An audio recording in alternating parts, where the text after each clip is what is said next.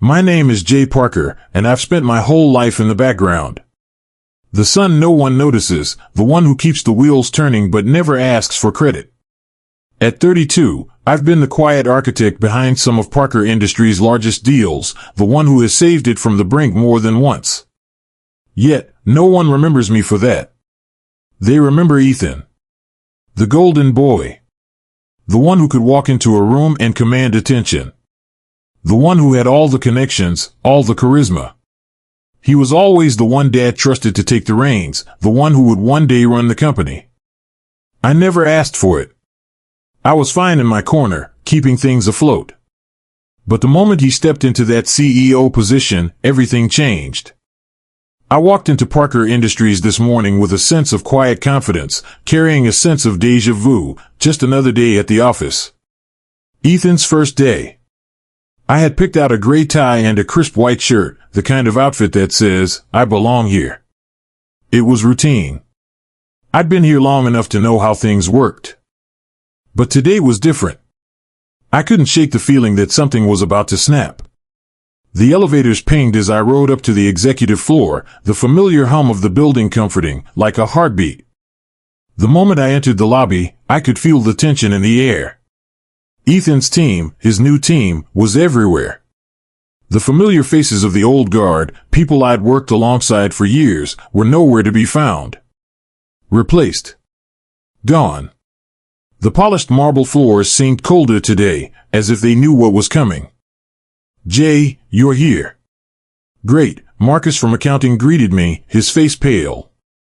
He clutched his coffee cup like a lifeline. You heard? I shook my head, a sinking feeling settling in my gut. Heard what? Ethan's cleaning house, he muttered. He's cutting the fat, starting with the old crew. My stomach turned. He wouldn't. Not today. But as I walked to my office, a strange sense of dread followed me. Ethan had always been the type to burn bridges for the sake of efficiency. He never cared about the people behind the numbers. But this was different. Today, I wasn't just a manager. Today, I was a target. As the day wore on, the calls started. First from HR, then from legal, then from IT. The signs were unmistakable. And when the meeting request popped up on my calendar, 1:30 p.m. CEO's office, I knew the moment had come. I stepped into his office, the sleek, white walls a stark contrast to the dark wood and leather of my own old office across the hall. Ethan sat behind the polished desk, his eyes locked on me with that same cold stare I had seen so many times before. Jay, he said, his voice smooth but without warmth. I've reviewed everything. The company needs change, and it starts today. I nodded, trying to keep my composure, but my mind raced. Something wasn't right. Ethan had always been the one to make decisions, to speak with authority. But today, his arrogance had a bite to it. He wasn't just confident, he was dangerous. I'm sorry, he continued, barely looking up from the screen. We're letting you go. The words hit like a bullet. I didn't flinch, though.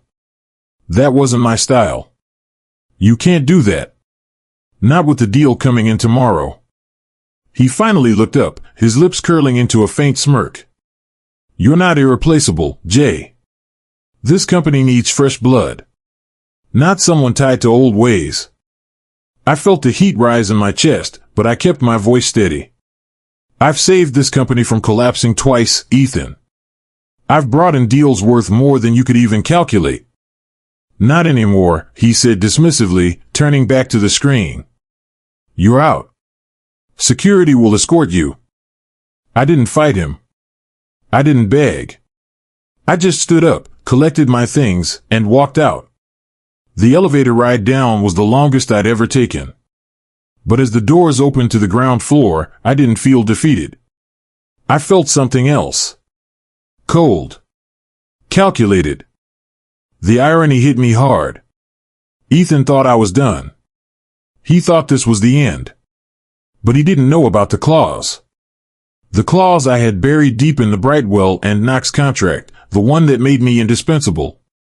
If I was fired before the deal was finalized, they would have the right to walk away, along with $800 million in revenue for Parker Industries. He didn't know that my exit wasn't just a firing. It was the first step in an even bigger game. As I stepped out into the cool Manhattan air, I pulled out my phone, dialing the number I hadn't touched in years. "Patricia, it's Jay. I need you to make a call.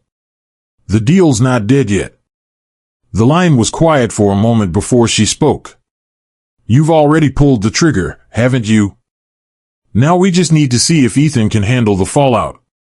And that was when I realized Ethan had just handed me the perfect revenge. Tomorrow, he would understand what it meant to underestimate me. Tomorrow, the $800 million deal would close, with or without him.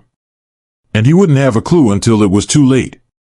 "Tomorrow, he'll regret this," I whispered, more to myself than to Patricia. Then the phone rang. The phone buzzed. I didn't need to look at the screen. I knew who it was. "Patricia," I answered, my voice steady but taut. "You made the call?" "Of course." "The deal is still on the table," she replied, but I could hear the nervous edge in her tone. "But Jay, Ethan's making waves. I don't think he understands what he's about to set in motion." "Let him," I said, pulling the collar of my coat tighter as I walked through the cold New York streets. "He'll learn soon enough." I hadn't expected this to be easy. Not when I'd been pushed out without a second thought. But what Ethan didn't know was that his arrogance had just created the perfect storm. He thought firing me would make the company run smoother. What he didn't realize was how much of Parker Industries' success rested on relationships I had built, maintained, and cultivated over years. And those relationships? They were about to turn on him. The first call came before I even made it to the corner of 57th Street. It was from a client, someone I had personally worked with for over 5 years. "Jay, is everything okay?" His voice was tight, the concern barely masked. "Why wouldn't it be?" I asked, glancing around. My breath clouded in the early morning air. "Ethan's just making changes. I'm sure it's nothing personal." There was a pause. Then the voice on the other end came back, low and hesitant. "I don't know, man. We've been hearing rumors about you, about the deal. Are we still good for tomorrow?" My stomach dropped. I knew then. The whispers had already started. The leak was bigger than I thought. Ethan wasn't just playing with people's jobs, he was playing with millions. Maybe billions. "We're fine," I said, forcing my voice to stay calm. "Tomorrow's still happening." But as I ended the call, I couldn't shake the feeling that things were unraveling faster than I could control. I turned the corner, heading toward my building. The elevator doors slid open as I stepped inside, the soft hum of the machinery setting a rhythm in my chest. I'd been here so many times before, walking through these corridors with confidence, with a sense of control. Now it felt different. I wasn't just a cog in the machine anymore. I was a player in a much larger game. When I stepped into my office, the weight of the space felt different. Empty. All the photos of the team, the ones I had spent years working with, had been taken down. Only the cold, clinical office remained. It was the first sign that Ethan's plan was already in motion. The phone buzzed again. "Jay," Patricia said, her voice urgent now. "You need to move fast. Ethan's calling a board meeting for 3 p.m. He's trying to salvage the mess he's created, but I've heard whispers about a complete overhaul." I didn't respond immediately. I was still processing the feeling of being betrayed. Of being discarded like a cog in the wheel. But I knew better than to wallow. This wasn't about pride anymore. This was about survival. "You've already made the arrangements?" I asked, pushing past the resentment, past the anger. "Focus," I told myself. "Focus." "I'm working on it now," she said.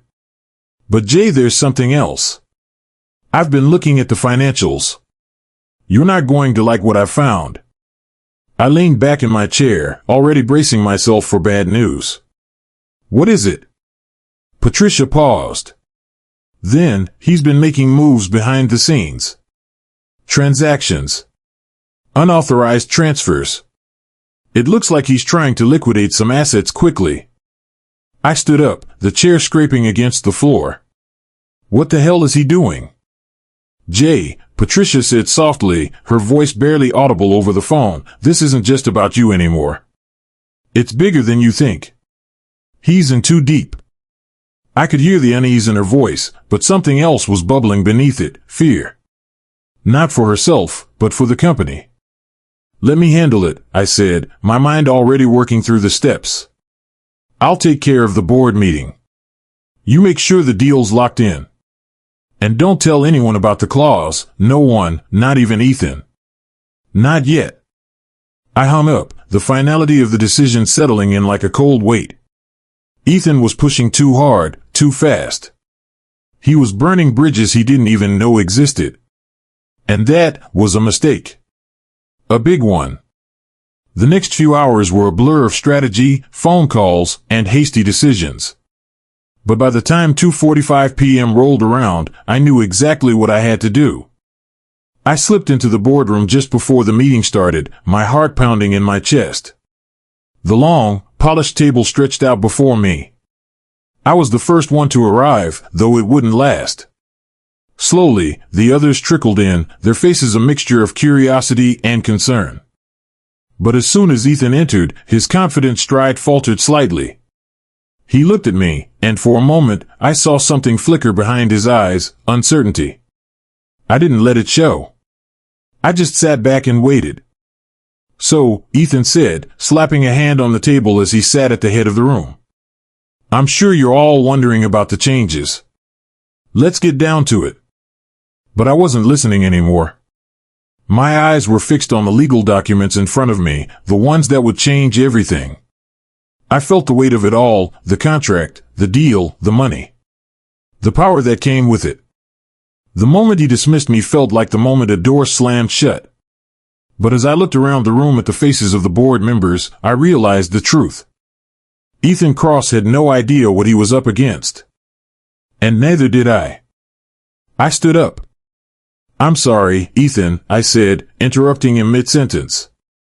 But I think it's time you understood something important. The room went silent. The deal, I continued, my voice steady, is already in motion. And you're about to lose it. The twist was coming. And Ethan had no idea. Then the door opened. The meeting was chaos. Ethan sat at the head of the table, trying to project authority, but the tension in the room was palpable. The board members shifted uneasily, avoiding each other's gaze, as if the walls were closing in on them. The mood was electric, almost suffocating. No one had expected me to walk in, let alone challenge Ethan so directly. I stood there, silent for a moment, watching the scene unfold before me. The same faces I had worked with for years were now divided. Some seemed to shrink under the pressure, while others watched Ethan, waiting for him to regain control. But I wasn't about to let that happen. Ethan looked at me, his jaw tightening. This isn't the time, Jay, he said, trying to keep his voice steady. But there was an underlying panic in his tone. He knew I was the one thing standing between him and the inevitable fallout. It's the only time, Ethan, I replied, my voice cold but sharp. The deal is off. You've already made your move, and now you'll have to deal with the consequences. I felt the eyes of the room on me, a mix of uncertainty and curiosity. They didn't know what was coming, hell, even I wasn't entirely sure, but one thing was clear, this wasn't just about a business deal anymore. It was about power. And I was about to show them exactly how much I still controlled. As I spoke, I could see the wheels turning in the heads of the board members. Some of them were beginning to get it. Ethan had underestimated me, and now it was my turn to turn the tables. You can't undo the damage you've already done, I said, my voice growing firmer. But we can prevent the worst of it. And it's going to cost you. Ethan's eyes narrowed. What do you mean by that? I smiled, but it wasn't a friendly gesture. I mean that the deal is still mine to close. You may have tried to fire me, but you just handed me the leverage I need to secure the $800 million partnership with Parkview Tech. It's already done. All I need is your approval." The room went silent. Some of the board members shifted in their seats, others glanced nervously at Ethan, waiting for him to make a move. But I could see it in his eyes. He was trapped. The weight of his own arrogance was starting to crush him, and he didn't even know how to fight back. "How can you say that?" Ethan spat, his voice rising. "I'm the CEO now. I have control here." "Do you?" I asked, leaning forward slightly. "You've been playing checkers, Ethan, while I've been playing chess. You think you're in control, but you're not. You never were." I watched him struggle for a moment, like a man drowning in the very position he had fought for. The board members were beginning to realize the depth of his failure. This wasn't a simple firing, it was a power struggle, and Ethan was losing. I knew it was time to drive the point home. "You've done more than just fire me, Ethan," I said, standing up straight, meeting his gaze directly. "You've made it clear you're willing to destroy everything we've worked for. But I'm not here to let that happen." The room was dead silent now. No one moved. Then I dropped the bomb. "I've already signed the agreement with Parkview Tech. The deal is set in stone. You're either going to approve it, or you're going to watch the company crumble under your leadership." A nervous murmur spread across the room. Ethan's face was ashen. He was scrambling for a response, but there was nothing left for him to say. His confidence had shattered like glass on the floor. "That's not how this works," Ethan finally managed to choke out, his voice barely above a whisper. "You can't." "But I already have," I cut him off, stepping closer to him. "I've secured this deal. I'm the one who made it happen. Not you." I turned to the board members, my eyes sweeping the room. "The choice is yours," I said, my voice calm but commanding. "You can either continue supporting a CEO who doesn't understand the company he's leading, or you can support the future of Parker Industries. Your move." The silence was deafening. "Jay," Patricia's voice came through my phone, breaking the tension in the room. "The final signatures are in. It's all set." I raised my hand to silence the room, then held up my phone for everyone to see. "See this? This is the future. This is the deal that'll save Parker Industries." The room was divided. Some of the board members looked at Ethan, their loyalty to him flickering like a dying flame. Others were already starting to look at me differently. A few were even nodding in approval. Ethan stood up abruptly, knocking over his chair in the process. He was furious, his face red with rage. "You're making a mistake, Jay. This isn't over." I didn't flinch. "It is now." I turned and walked toward the door, feeling the eyes of the room on my back. As I stepped out into the hallway, the weight of the decision settled in. I had just walked into the lion's den and walked out with everything. But the real game was only just beginning. The sound of footsteps echoed down the corridor.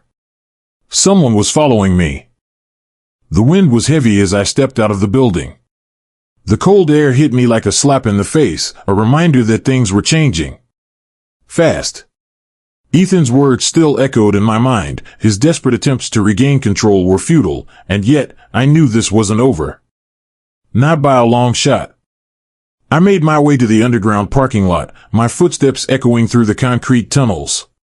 The weight of the decision settled heavier with each step. I had secured the deal, yes. But now, I needed to protect it. I couldn't afford any more surprises, not after everything that had gone down. My phone buzzed. The screen lit up with a message from Patricia. "Something's off. I'm sending you something." I paused, thumb hovering over the message. The unsettling feeling gnawing at me grew. Patricia had always been the cautious one, never one to jump to conclusions. But now, I could hear the urgency in her voice. Something was happening behind the scenes. I opened the message. It was a video. The grainy footage showed Ethan, but not in the way I expected. He was standing in a dimly lit office, speaking to someone. No, not someone, something. The angle was off, as if someone had hidden the camera. I could only make out parts of the conversation. You have to make sure Jay doesn't walk away with this deal. I don't care what it takes, bribe, blackmail, whatever. Do it. My heart sank. I could feel the blood draining from my face. Ethan was going to any lengths to make sure I didn't walk away with the $800 million deal. My instincts told me it wasn't just a professional rivalry. This was personal. I quickly typed out a response. Where did you get this? Patricia's reply was instant. I'll explain later. Just stay alert. I glanced around the parking lot, the shadows growing longer, and pulled my coat tighter around me. There was a shift in the air. It wasn't just about business anymore. I was a target now. I opened the door to my car, but before I could get inside, I heard the distinct sound of footsteps.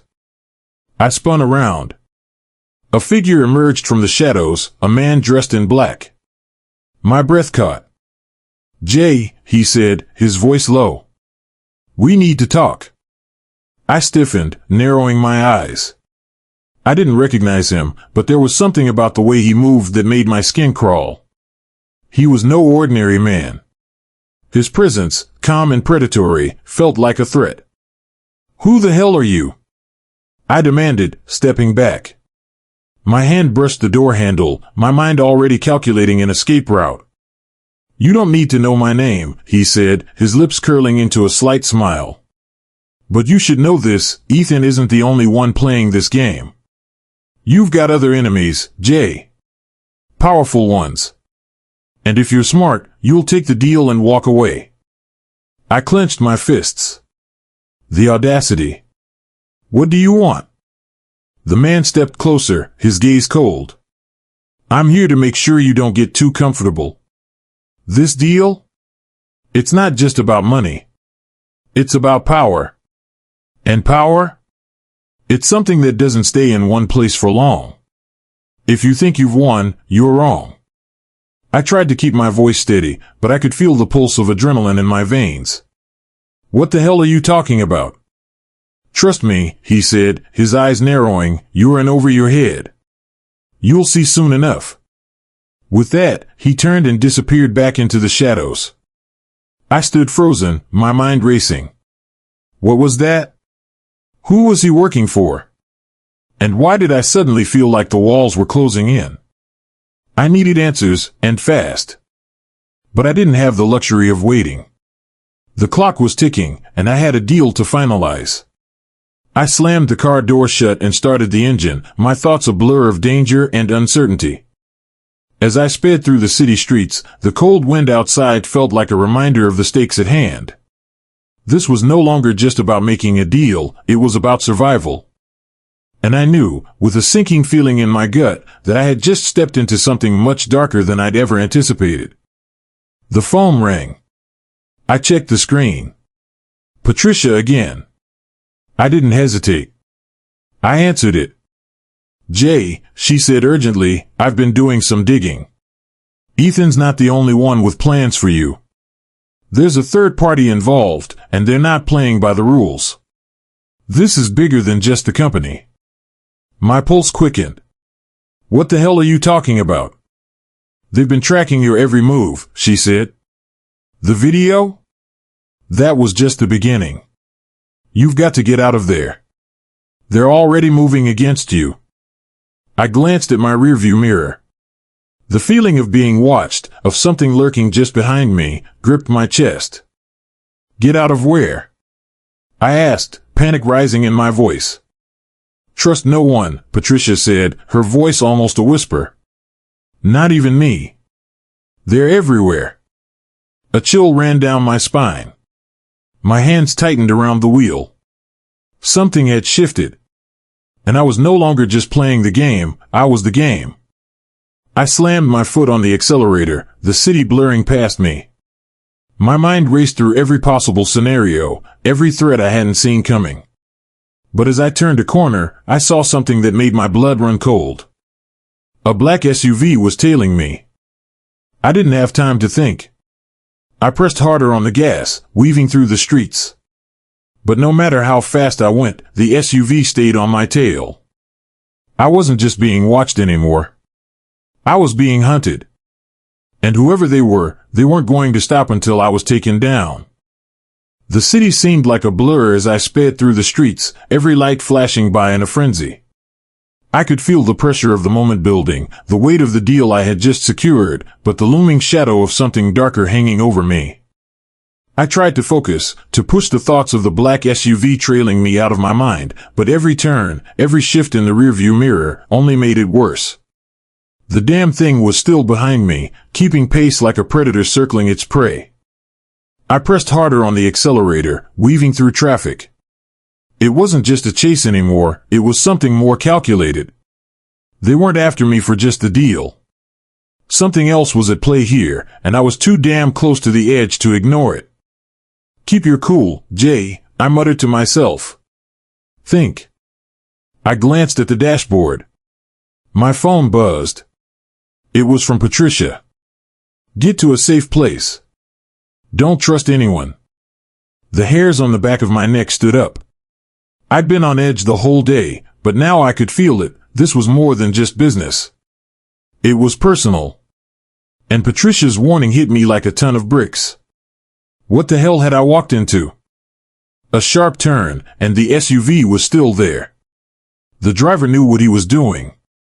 He was following me too closely, too intentionally. I didn't have time to think. I slammed my foot down, pushing the car faster, but the SUV was gaining. The streets of Manhattan weren't built for high-speed chases. I had nowhere to go but forward, into the labyrinth of narrow alleyways and dead ends. The lights of the city flashed by, but my mind was elsewhere, trying to piece everything together. I had the deal, I had the leverage. But it felt like someone was pulling at the strings, someone who knew how to twist the game. My thoughts raced as the headlights from the SUV loomed in the mirror. I can't lose this. I swerved right, taking the next corner sharply, but I heard the tires screech behind me. The SUV was still there. Too close. Too damn close. A horn blared. I swerved again, narrowly avoiding a delivery truck coming from the opposite direction. My heart was pounding, my thoughts a jumble of fear and anger. Who the hell was this? I knew I couldn't outrun them forever. I needed a plan. And fast. I pushed the wheel left, driving into a street I recognized. There was a narrow alleyway ahead, a shortcut that would take me to a more secure spot. But it was a gamble. I could either lose them or lead them straight to where I needed to go. Without hesitation, I turned hard, the tires screeching as I took the alley. The SUV followed, just as I expected. I could feel the pressure building in my chest as I navigated the tight corner. This wasn't just a high-speed chase anymore, it was a game of survival. As I reached the end of the alley, I slammed on the brakes, causing the car to screech to a halt. I quickly threw it in reverse, eyes locked on the street behind me. The SUV had no choice but to come to a stop, its headlights shining in my face. I needed to get out. I jumped from the car, slamming the door shut behind me. I ran, my heart hammering, adrenaline coursing through my veins. The sound of footsteps followed, but I didn't dare look back. I could hear them shouting, but I didn't stop running. Every instinct screamed at me to keep going. The alley stretched on, leading to a small parking lot. I ducked behind a dumpster, my breath ragged, my mind still spinning with questions. Who the hell were they? Why were they after me? And who else was involved in this twisted game? I didn't have answers. Not yet. But I could feel the weight of their eyes on me. I wasn't alone in this. Someone was watching, someone who wanted this deal just as badly as I did. The city felt colder, darker. It was like the streets themselves were closing in on me. I peeked out from behind the dumpster. The SUV was still idling in the street, its engine growling. I needed to move. Suddenly, my phone buzzed again. This time, it was a number I didn't recognize. I hesitated for a moment, my finger hovering over the screen. Jay, the voice on the other end said, low and smooth, like a predator circling its prey. I think we need to have a conversation. I swallowed hard. Who is this? I demanded, my voice steady, but my pulse racing. Someone who knows you're in way over your head. But don't worry, Jay. We'll take care of this together. The line went dead before I could respond. I stood there in the dark, my heart pounding in my chest. The pieces were starting to fall into place. This wasn't just about the deal anymore. It was about power, control, and someone was pulling the strings behind the scenes. But the worst part? They were already one step ahead of me. And the game? It was just beginning. I didn't have time to think. The darkness wasn't just on the streets. It was closing in on me, too. I stood there in the dim light of the conference room, the weight of the moment pressing down on me. The city sprawled beyond the glass, but the skyline felt distant, disconnected. Like everything that had led to this point, everything that had been lost and gained had been a play, an illusion. But now, it was real. I glanced at the file in front of me. The deal was done. $800 million. The kind of money that could make anyone's life change. But it wasn't just about the money. It was about proving something. About surviving the storm that had torn through everything I thought I knew. The door behind me creaked open, and I didn't need to look to know who it was. Ethan Cross.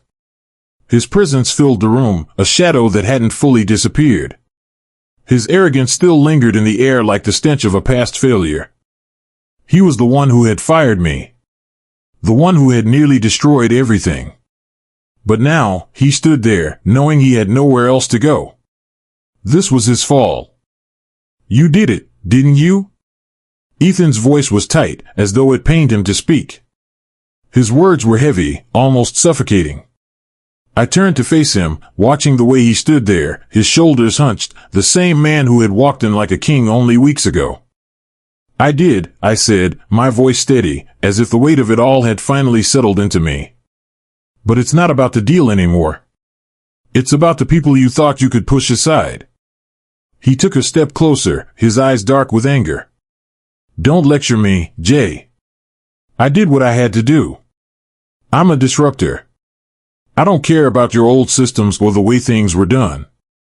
I care about progress. Progress, I repeated, my voice cold. You think progress means crushing everything that doesn't fit your vision. But all you've done is destroy what makes this company worth something. I didn't wait for him to respond. I wasn't interested in hearing more empty words. The truth was too clear now. Cross had been a puppet master, but the strings had slipped from his grasp. I stepped toward the window, looking down at the city, its lights flickering below like distant stars. There was no going back. Ethan wasn't going to be a part of the future anymore. I'd made sure of that. He didn't try to stop me when I turned away. He was too late. You're done here, I said softly. My voice carried more than just authority now. It carried something earned. Something that came not from titles, but from surviving, from fighting back when everything was lost. You've lost more than just the company. You've lost trust. And trust, Ethan. That's something you can't rebuild. He didn't speak. His silence spoke louder than any words he could have mustered. I turned back to the desk, the final document still lying there. The signature. The seal. The deal was locked in. But so was my future. The fight had been long. The stakes higher than I had ever imagined. And the prize? It wasn't the money. It was the power to define my own future. A knock at the door interrupted my thoughts. Monica Hale, my trusted ally, stepped into the room, her expression unreadable. But I knew. I could feel the tension between us shift. She'd been through this journey with me. It's done, she said quietly, as if she knew what I was thinking. It's over. Not quite, I said, my eyes narrowing. We still have to make sure this place stays intact. The board will need to understand that things are going to change permanently. Monica nodded, stepping closer. She had always known how to play the game, but it was different now. There was no manipulation, no empty promises. There was only what was real. The air was thick with the weight of what was coming next. I could feel it. There would be fallout. There would be people who didn't understand the choices I had made. But that didn't matter. They never would. Ethan moved toward the door slowly, a man defeated, a king dethroned. He looked at me one last time, his eyes cold and full of regret, before stepping into the hallway and disappearing from the room. I walked over to the desk and grabbed the document. The final piece. I signed it. My pen glided across the paper, the signature more than just ink, it was a declaration. A promise to myself. A promise to everyone who had ever been ignored, forgotten, or discarded.